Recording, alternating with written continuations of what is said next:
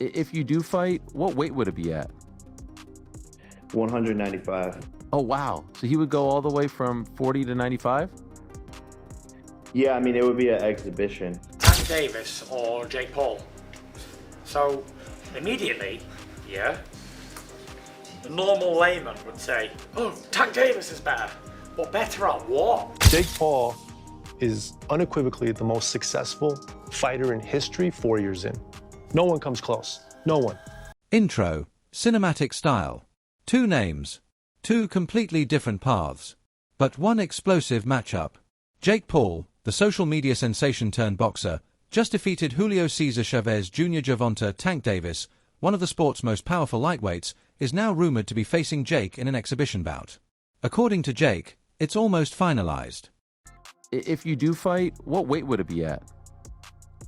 195. Oh, wow. So he would go all the way from 40 to 95? Yeah, I mean, it would be an exhibition. Okay. But, and so what does that mean? Is that 3-minute rounds? Yeah, 10 3-minute rounds. And when you say exhibition, like, what are the restrictions on that? No restrictions, just the fact that like we couldn't actually get it professionally sanctioned. Okay. Is that still of interest to you? Like if he wins the rematch and you beat Julio, is that of great interest to you later this year? For sure. Like I said, big events. And, you know, when we had announcement videos filmed for Canelo and for Gervonta, like both filmed and fully edited. And my team went into the streets to ask people what they thought of me versus Gervonta. Every single person was like, Gervonta would kill Jake. He's going to die, all of this stuff. And so just proving people wrong and changing the narrative and showing people that I'm a better boxer than all of these so-called pound for pound is just fun for me. But how real is it? Would Tank really fight someone that outweighs him by 50 pounds? Or is this just another spectacle? Let's break it all down. The weight dilemma and exhibition rules. It began with a simple question. If you do fight, what weight would it be at? Jake Paul's response? 195 pounds. That means Tank Davis, who spent most of his career at 135 pounds, would have to jump up 60 pounds just to fight Jake. Jake clarified it would be an exhibition bout, consisting... So now that Jake Paul won his fight against Julio Cesar Chavez Jr., he's apparently ranked top 15 cruiserweights in the world. And apparently, I guess now, world champions are able to fight voluntarily to defend their championship against Jake Paul. Which, if I'm being honest, that's kind of crazy, bro. Isn't that crazy? Right? You're telling me you fought somebody that's not a natural cruiserweight, right? And now you're automatically ranked top 15 and you can fight a couple of world champions and it makes sense. Not that I think he beats any of them. I'm going to be completely honest. I can't see it, bro. If Jake ends up beating somebody, yo, shout out to him. He finessed his way to the fucking top and a world champion and really like cemented himself into the history books. But the way that he boxes, he's just very sluggish. It's kind of slow. You know, I think any cruiserweight world champion, even Badu Jack, will defeat him. And I actually don't even understand why he even wants to fight Anthony Joshua, besides the bag, obviously. But what do you guys think, though? This whole shit has gone crazy. Of 10 3-minute rounds, with no restrictions other than the fact it wouldn't be officially sanctioned. Jake said, "We had announcement videos filmed for both Canelo and Gervonta. My team went into the streets and asked people what they thought. Every single person said Tank would kill me. That's why I want to do it, to prove people wrong." Jake Paul's evolution as a fighter. Jake's win over Chavez Jr. was a turning point. The same critics who once dismissed him as a YouTuber with gloves now have to accept that his rank... You were an interested observer on the Netflix event, Paul versus Tyson. Why would he even want to fight him? And who told Mike Tyson to fight anyway? Is Jake Paul someone you'd want to take on at one point? Yeah. Tell him, this is my call out. Jake Paul, what up? What up, Jake Paul?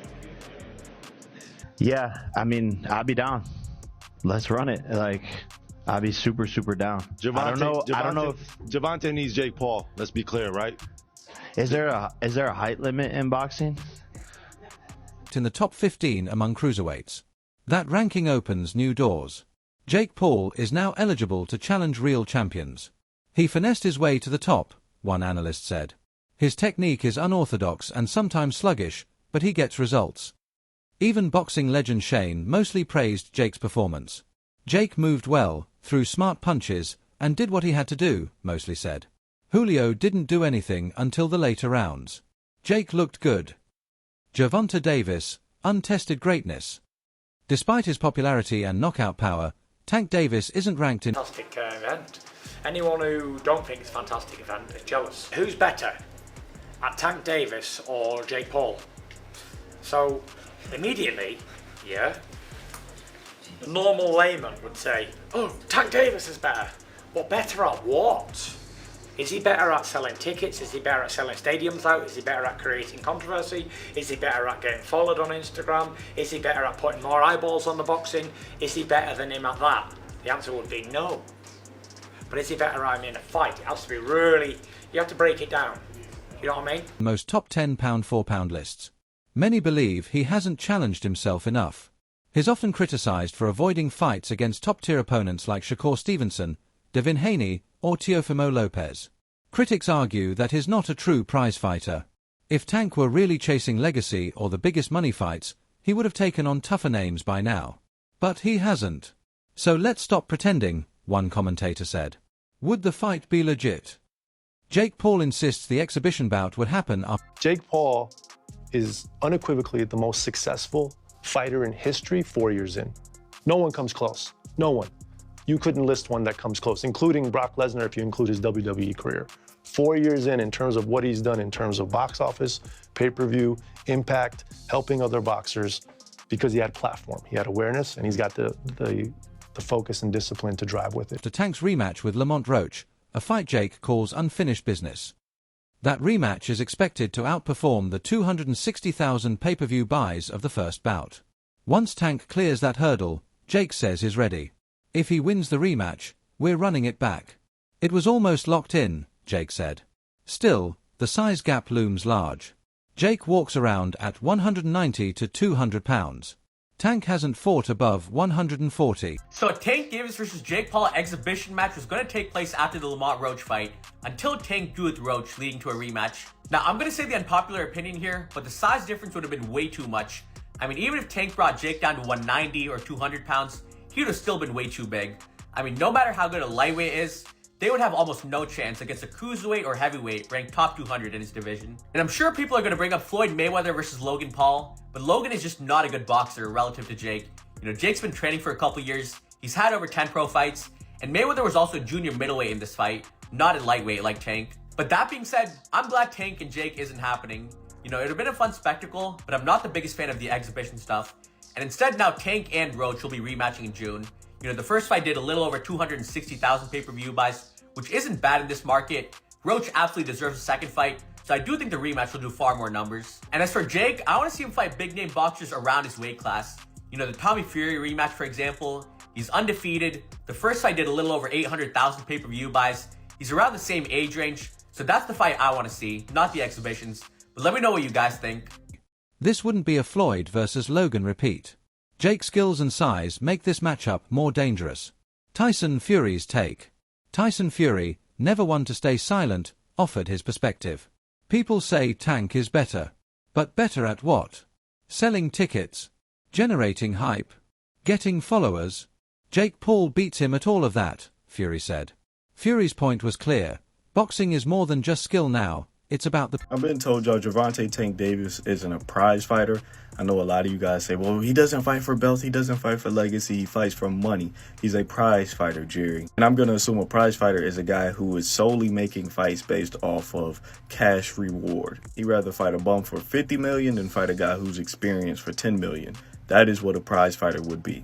Actual definition, a professional boxer who competes in matches for money prizes. So let's take a look at it. Turki Al-Sheikh has declared he wants to make Tank versus Shakur. He says, My plan for Shakur is this fight. He's referring to Floyd Schofield, then William Zepeda, and then let's see if Tank wants to be in our show. Tank's not going to fight Shakur. He's not going to fight him in Saudi Arabia. So now that we've established Tank isn't a prize fighter, because if he was, his career resume would look a whole lot different, then we must ask, what is Tank's goal in boxing? I'll tell you right now, it's easy money.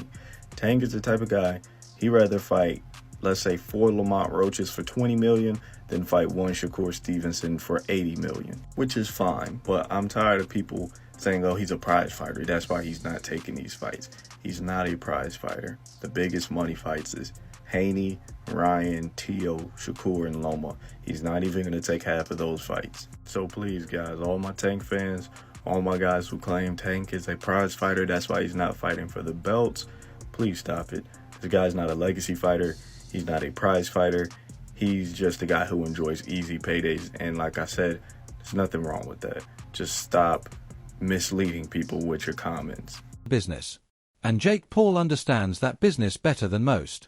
Public opinion and fan reactions. Public opinion is divided. Some fans believe Tank's skills and power would crush Jake, no matter the size gap. Others argue that no lightweight on earth could survive against a cruiserweight with Jake's size, power, and now, experience. This isn't 147 vs 154. This is 135. Okay, this is my personal take on it. I've been saying for a while that Gervonta Tank Davis needs to go up to 140 and challenge himself.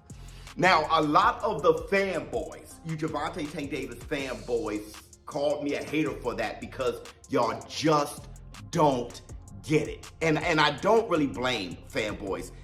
Fanboys are followers. So when you hear somebody talk with his own mind, talk like a leader, they're immediately unidentifiable. So you guys see him as a hater, all right? The truth of the matter is, Gervonta Tank Davis is a big-time predator. He's a big-time predator who needs to hunt big-time game. There are fighters who are just generational talents, right? And those fighters, they must get it all, have it all. And I know a lot of you guys will see it as money, right? Because y'all just not made of that stuff. And I've been trying to say it in live streams. I've been trying to say it in videos. I've been talking about boxing in a way from a perspective of big time fighters, big time legacy, and what makes a warrior from when they're small. Gervonta Tank Davis has been a beast for as long as he remembers. From a little kid, he's been a beast. vs cruiserweight. It's a mismatch physically, said one fan. Still, people point to Floyd Mayweather versus Logan Paul. But Jake Paul is simply better. He's been more committed, sharper in the ring, and more tested. What's next for both fighters? Please like and subscribe my YouTube channel.